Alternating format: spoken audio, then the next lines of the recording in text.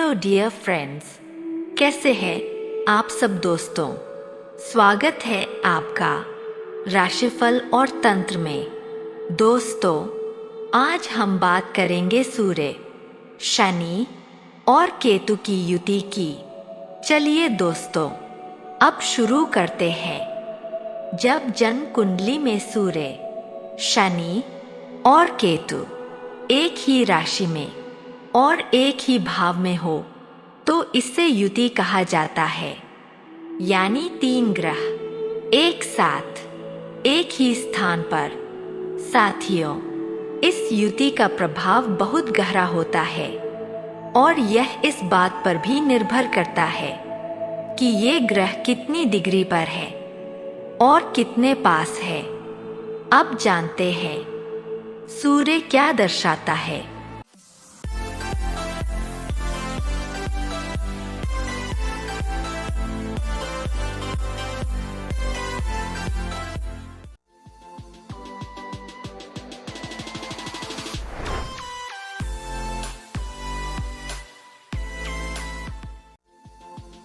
साथियों, सूर्य आपका अहंकार, आपका आत्मविश्वास, आपकी पहचान, आपके पिता, सत्ता और अधिकार को दर्शाता है।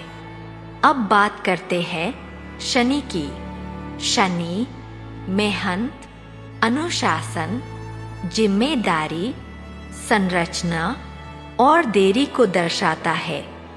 शनि गंभीरता का ग्रह है। और अब जानते हैं केतु को।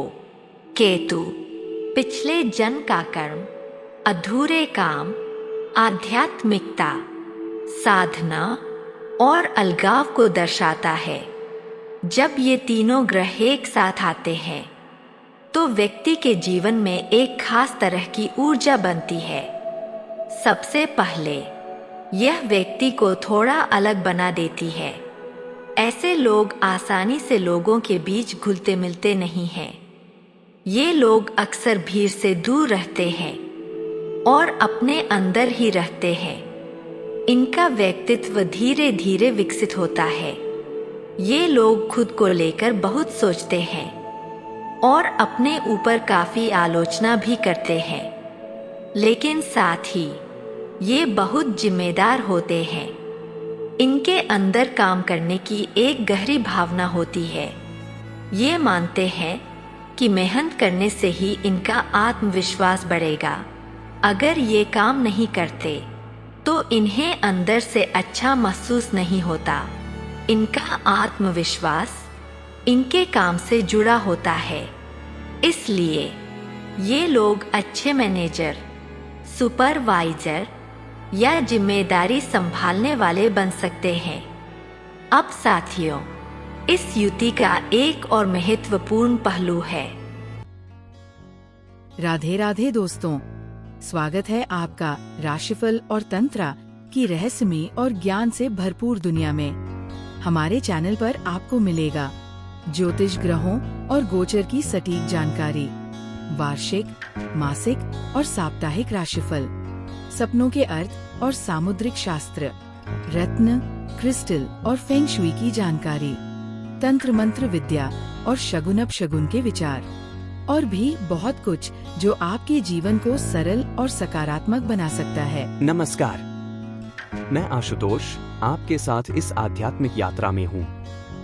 हमारा उद्देश्य है आपके जीवन में सकारात्मकता और समाधान लाना। हर सवाल का सही जवाब देने के लिए जुड़े हमारे चैनल से।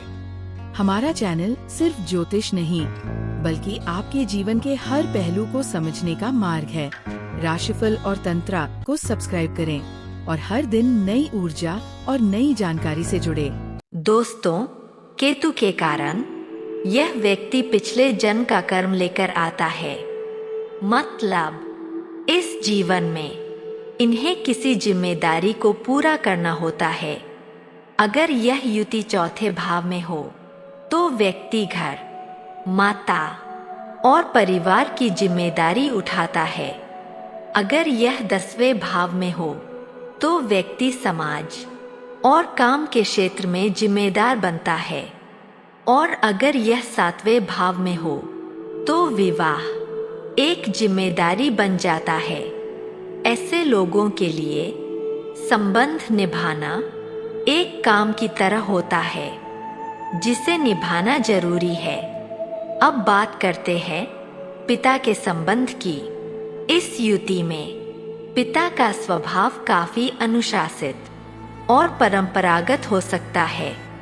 पिता आध्यात्मिक या धार्मिक गतिविधियों में भी शामिल हो सकते हैं।